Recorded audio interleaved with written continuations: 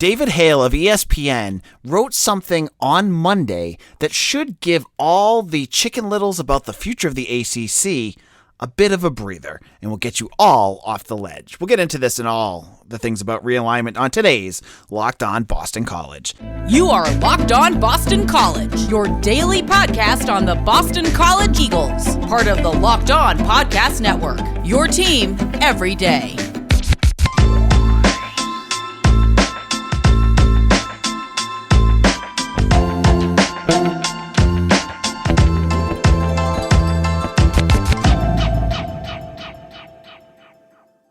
This is Locked On Realignment. Locked On Boston College. I am your host, AJ Black. As I said, David Hale, he's one of my favorite followers to follow on Twitter because he's got some really great and informed takes. He writes for ESPN, and he was on vacation last week, and he jumped into Twitter and gave some really interesting perspective on where the ACC is. And I'm going to kind of dive into what he says and why it's not that big of a deal. I think we're all kind of over-exaggerating the future of this conference. So I'm not going to get into everything he tweeted because it was like a 30-tweet chain, and that would be boring. So let's get into the grant of rights, which I think has been the big talking point in terms of the future of the Atlantic Coast Conference. Now, just for perspective, the Atlantic Coast grant of rights, it runs through 2036, and that is what gives ESPN all that power and what locks the conference into an less than advantageous financial deal for their media rights compared to what the SEC and the Big Ten have. So here's what David Hale tweets. Now let's talk about the ACC grant of rights. 14 years from now, 2036, it means the ACC owns the broadcast rights for all members until then. The rumor mill has largely ignored how big an obstacle this really is, and it's enormous.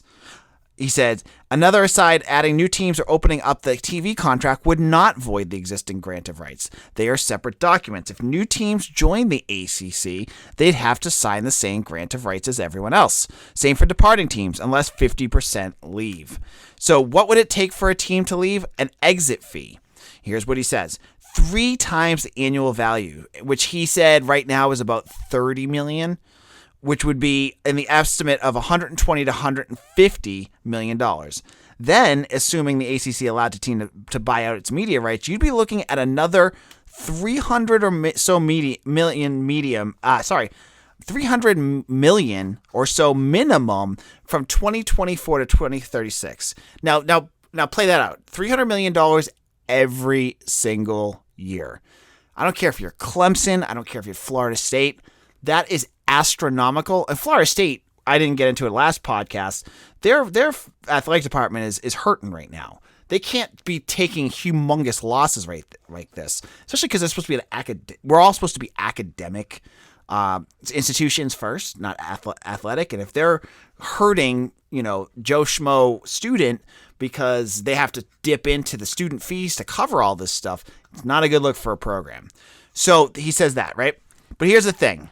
The ACC has no incentive to settle for a buyout. Instead, it could simply say, we own your broadcast rights. Your games will air on our network or not at all. And what value is there for any other league to add an ACC team that can't even earn TV money? He goes on to say, the general feeling is everyone will challenge the grant of rights in court, but that's problematic too. For one, the super conference writing was on the wall a year ago. Several teams had lawyers looking over the grant of rights, none of them challenged it yet. What does that tell you? And he says, or look at Texas and Oklahoma. They're writing out their own grant of rights because the Big 12 wasn't going to give them an easy way out, and they didn't think there was a value in taking it to the courts and possibly losing. But Pac-12, Big 12, and Big 10 deals end soon. ACC has 14 years left. There's little incentive for a school to challenge the grant of right without some certainty they have a landing spot. But what league is going to make an offer to a school when it doesn't even know if the school had media rights for the next 14 years? It's a catch-22. So what, big picture here. What is Hale saying? He's saying that basically the schools in the ACC are in such unenviable positions that no other conference is going to want to take them, that they can't afford to even risk taking them because you would just be bringing in dead weight. No matter who it is. If it's Clemson, for the next 12 years, they could be dead weight. They could be not making the conference a dime. And it would be cutting into the pie that the other schools would be getting. So why would the Big Ten want to do that? Why would the SEC even want to try doing that? It makes no sense. So right now, what you're looking at are schools in the ACC that are locked in. Folks, what Hale is saying is the same kind of things that Thamel has been saying, that Dennis Dodd has been saying. The ACC, it has a double-edged sword going on here. It's not able to give the money that they want to their member programs because they signed a terrible deal with ESPN that locks them in for seemingly eternity.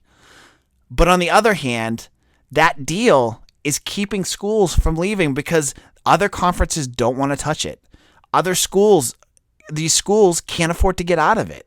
So it may not make these schools happy, and that's true, right? I'm sure if Clemson had a deal in place to go to the SEC, but they can't do it because the media rights are not clear and the SEC wants to make sure that's happening, I'm sure the Clemson's going to be pissed off about this. But I think that kind of tells you where the conference is at, what the realistic picture is. So, folks, you see all the stuff that goes on Twitter. You see the people that are spreading noise. And it shocks me that how quickly people that you never have heard of before gain traction just by throwing stuff out. What was last week? I saw, you guys all saw it. It was something about UVA, I think Clemson and somebody else in the Duke going to the Big Ten. And it was tweeted out by a swimming Twitter account for college swimming.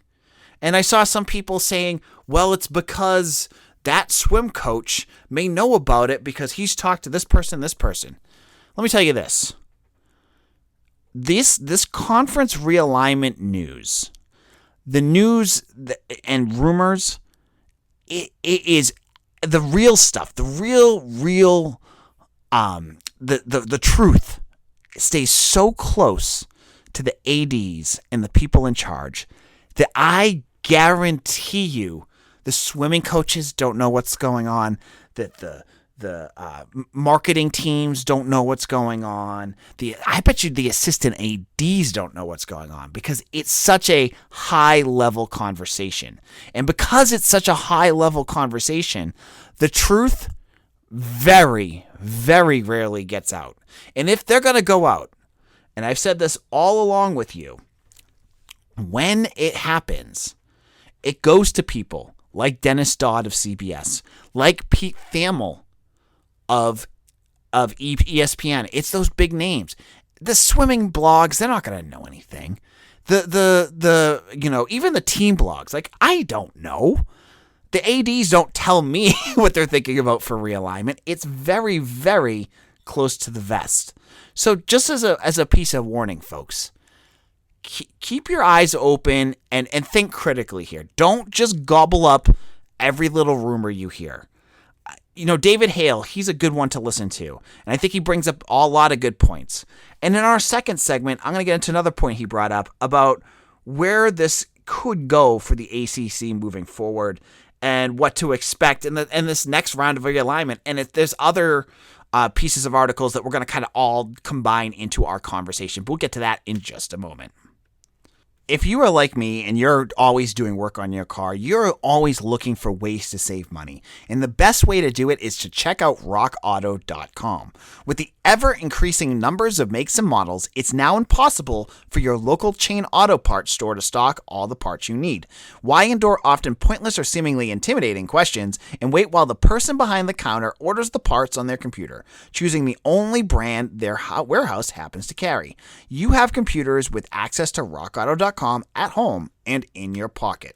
So save time and money when using Rock Auto. You can save 30, 50, and even 100% more on the same parts from a chain auto store when you go to rockauto.com. So you want to check that out today. They're a family business serving do-it-yourselfers for over 20 years, and they have prices that are reliably low for every customer. So all you need to do is head out to their easy-to-use website, find their catalog, put in your make and model, and boom, everything they have including tail lamps, brake parts, and even new carpet will pop right up. So go to explore it today when you go to rockauto.com and see all the parts they have available for your car or truck, and write Locked On in their How'd You Hear About Us box so they know we sent you. Amazing selection, reliably low prices, all the parts your car will ever need. rockauto.com. This is Locked On Boston College. AJ Black here. So again, we have shifted our show to Locked On Realignment.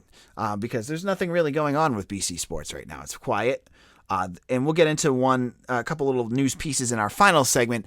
But we're getting into the talk about the ACC, its future, and what's a realistic expectation of what the next couple of years are going to look like.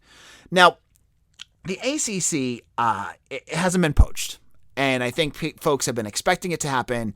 A lot of Twitter people, by Twitter people, I'm saying fans, people who are on message boards, things like that, are all saying let's take this guy, this team, and it's not happening. So the ACC is basically, they're locked into this grant of rights. They're stuck. Whether they like it or not, they are stuck with this conference for a while. So what's going to happen from here? Should this chaos continue? And the quick answer is it looks like it's starting to slow down. I think the carousel for the last 2 years has been honestly big in terms of the programs. When you have Oklahoma, Texas, USC, and UCLA all changing conferences, that's big news. But in the grand scheme of things, from a cataclysmic change, it's not happening. It's only 4 teams. It's not like a conference is being completely ripped to shreds. That's not happening. You're getting conferences that are basically stuck where they're at. You see little changes here. Like last year, you saw Houston and UCF go to the Big 12. You're going to probably see something happen with the Pac-10. I don't know if it's going to be like a Fresno State or San Diego State. I'm not sure where they're going to go to kind of fix that issue, but you'll see some small things. So I think what I saw an SEC official say today kind of really puts some perspective in the craziness of this realignment period, because it's a lot of noise, but it's not a lot of things happening. And I think what the SEC official said, and I forget who tweeted it, but if I find it, I'll retweet it at Locked On BC, was that it best benefits everyone for everyone to be part of this. We've talked a lot, and I've been guilty. I'm going to admit it right here, that I think the end game is going to be 2 big conferences. But I think there's been a lot of chatter about we'll do 2 20-league teams and then screw the rest of them. They're dead weight. I think you've seen a lot of that, right? You've seen a lot of fans or blogs or radio personality or podcasts saying that kind of stuff.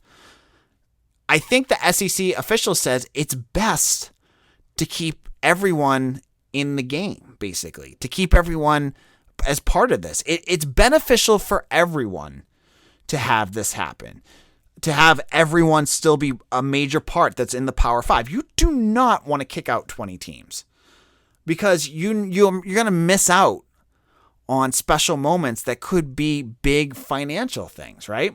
Right? Like 10 years ago, if you just said, screw all these teams that are not doing good, kick them out, Wake Forest would have been a team that you absolutely would have brought up as a team to kick out. And look at what they did last year. They were incredible, the top 25 team, right? You're getting more and more of those moments where you're seeing teams kind of pick themselves up and or just even have a special game, whether it's Kansas beating Texas, which I know Texas fans love hearing about, but you have those moments. It's big. Those are the things that make college football fun. And I think they're financially valuable too. So I don't see it being valuable for the media, for these schools, for these conferences to just launch, 20 teams into the orbit. They need to still be there. So over the next couple of years, will there be a cataclysmic change in college football? Right now, it doesn't look that way, because the ACC is locked in. You might see some changes in the Pac-12 or Big 12, but it still looks like that Power 5 setup is going to be the thing going forward, and they're going to figure out, new teams to add to these other conferences that need it. And you know what? That's okay too. How long has UCF been begging to be a Power 5 team? Now they're in it. They're a fun program. They're a program on the rise. They deserve to be up there. And I'm certain there's teams out west, whether it's Fresno State or UNLV or San Diego State, that have had big years and the fan base to make it big. So adding them is not a bad thing. It's good. I'm telling you, it's different, but it's okay. So I think the ACC is going to slow place things right now. They're going to wait out Notre Dame. Remember, as I mentioned it a little bit in the first segment, Notre Dame can't just join another conference right now. I believe they're locked into a grant of rights similar to what the ACC other member teams have until at least 2024. And then they can then they have a big exit fee as well. So they can't just go to the Big Ten right now. I know that's what a lot of folks have said, and I've mentioned it too. I just was listening to the other episode I just talked about. But Notre Dame, I think right now, can only go to the ACC if they wanted to join a conference. So the ACC is kind of in power there, but so is Notre Dame. And they can just say, we're not interested in this. We're going to sit this out. So I think that's going to be the big play right here.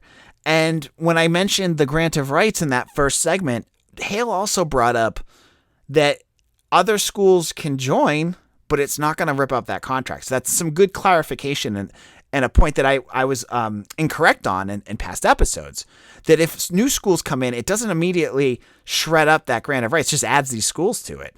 So that to me says those other schools that we've heard, unless they can figure out a way to bump up that price of grant of rights, they're not going to come here. Or if the Pac-12 or Big 12 flounders in getting their own grant deals, and I know that there's companies out there like Amazon or Apple that I'm sure would pay for it, they're stuck. They're not going to come to the ACC because why would they want to get stuck in a contract that locks them in a unfavorable financial deal for the next 12 years? It doesn't make any sense. So for where they're at right now, the ACC has basically two options. They're going to stick it out. They're going to continue where they're going, see what happens in the course if any of these schools try to leave, or if there's a mass exodus, that would basically blow everything up. But as I said, I don't think that's going to happen. So I think that's one thing that could happen is basically everything going kind of forward, or they get their white whale, Notre Dame. I don't know if Notre Dame would ever consider going to the ACC. They're going to have to figure out some way to sweeten that pot. But that would be the biggest move this conference can make, and I think possibly the only move you'll see them try to make in the next 5 years or so. Now, in our final segment, I'm going to go over some news and notes from BC sports from around the world, including ski team, which is something I've never talked about on this podcast, but there was some interesting news about them that I want to bring up next. Now, if you have not tried the Built Bar, I'm disappointed in you because I've been telling you about the Built Bar for years now. And from the people who invented healthy and tasty comes the latest gift for your taste buds. You probably tried the amazing coconut brownie chunk Built Bar, but guess what? Your friends at Built have given Coconut Brownie Chunk the Puffs treatment. That's right, the Coconut Brownie Chunk Built Bar you love is now in a delicious, chewy marshmallow covered in 100% real chocolate. It's like a fluffy cloud of coconut brownie goodness. But stop drooling and listen. They are good for you. They have low calorie, low sugar, high protein, and they are completely delicious. You need to check them out right now. And they're made with protein, which your body absorbs more efficiently and provides tons of health benefits. Eat something that tastes good and is good for you. So head on over to Built.com right now and use promo code LOG15 and you're going to get 15% off your order every time you use it. So you can order more if your boxes are running low. Head over to Built.com right now and use promo code LOG15 at Built.com. This is Locked On Boston College. AJ Black here. So what has been some of the news? Football's been quiet. Basketball's been pretty quiet. Let's talk about the ski team. As many of you are probably going home going, why are you talking about the ski team? It's because the BC Athletics actually just received a huge gift to endow the ski team head coaching position. They received a $1.25 million gift to endow the ski team head coaching job. Pretty cool, right? Love to talk about these things. The ski team is not a team that many people talk about in this area, but they received a little gift. And then I also want to bring up that Barry Gallup, a former BC coach, he's been part of BC football and athletics for 45 years, is retiring. Barry is one of the best community members BC could ask for. He is a masterclass in just being a good citizen and being a great ambassador for Boston College. I've talked to him multiple times. He is a great person, and he deserves his retirement. I know he's probably going to stay busy, and you probably still see him around Boston College football all the time. But Barry has done a lot of things behind the scenes, alumni relations, all sorts of good stuff with the football program, and is always someone you see at practice or you see at games. And he's retiring and hopefully gets to spend time with his kids and grandkids and all that good stuff. So congratulations to Barry Gallup. I know he reads some of my stuff because he's emailed me before. But if he's listening, I want to give him a shout out and say best of luck in your retirement and well deserved. And from everyone in the Boston College family, congratulations again. And finally, 2 Boston College hockey players who haven't even stepped foot on campus yet have been drafted by the NHL. We didn't get into this on Monday's episode because it's so much to talk about with Realignment, that Cutter Gauthier, I think I got his last name right, he was drafted 5th overall in the first round by the Philadelphia Flyers. He is a big, I think he's 6'5", he's going to be either a wing or a center. He hasn't played for BC yet, but I think he's going to be someone a lot of folks are going to be talking about. He's one of the highest ranked recruits that BC has received in the last few years. And he's heading to a team that has some other BC players on it. Patrick Brown's on that team, Kevin Hayes, there's a good amount of BC players on that squad. And then Charlie Leddy was drafted in the 4th round by the New Jersey Devils. So 2 Eagles are heading to the NHL. Now the way this works, at least Gauthier has said that he's going to spend 1 more year. He's going to spend 1 year at BC and then head to the pros. So you get 1 year out of him. Leddy, I'm not sure. I've not heard what the defenseman has said he's going to do moving forward. So, sometimes players, I think they get draft rights for, I believe it's 3 years. I'm not 100% sure on that. But, guys like Gauthier, who's going to probably play pretty quickly, they want to just get their tune up and go right up. But maybe someone like Leddy, it might take a little bit of time. So that's it. And then finally, our little last piece of news is one of the best BC athletes of my lifetime, and probably yours too, Charlotte North, was named the ACC Female Athlete of the Year for the 2nd time in a row. She owns basically every record in women's lacrosse at this point. She just won a world championship on a team that was stacked with Sam Apuzzo, Kenzie Kent, and Sam Arsenault for all BC players. And they just won the the world championship. She owns every NCAA record, so it won't be long before there's statues built of Charlotte North somewhere on campus, but what an honor. I mean, she is really setting herself up as one of the best athletes BC has ever had. I know many of you probably don't care about lacrosse, but what she has done in the way that she's brought attention to that sport, it is unparalleled. I mean, to look at how much she's elevated that sport, you have to look at, I know it's a different comparison, but like what Flutie did with football, right? Flutie brought that sport up to, they were playing at Foxborough, things like that. I mean, BC lacrosse, when they were playing at Alumni Stadium, they were drawing some big crowds in there for a lacrosse team. So congratulations, Charlotte North. I don't know what you do with a post-career lacrosse career. I mean, I don't know if you can make enough to live off of that, but she could be a coach. She could run camps. I mean, she could do a million different things and be successful at it. So this is AJ Black. We will be back again on Friday with more news and realignment, maybe some recruiting things and previews of football. It's all coming up here on Locked On Boston College. I am the editor and publisher of Eagle Insider, part of the 247 Sports Network. You can follow me on Twitter at AJBlack_BC or at LockedOnBC as well. Make sure to follow us on YouTube. Just look up Locked On Boston College, really easy to find. And check out the comment sections in some of these videos. We've blown up when we've been talking about realignment. And man, there's some people that really don't like me. And I think you guys will get a kick out of that. So check out Locked On BC on YouTube. Thank you all, and we'll see you again soon. Take care.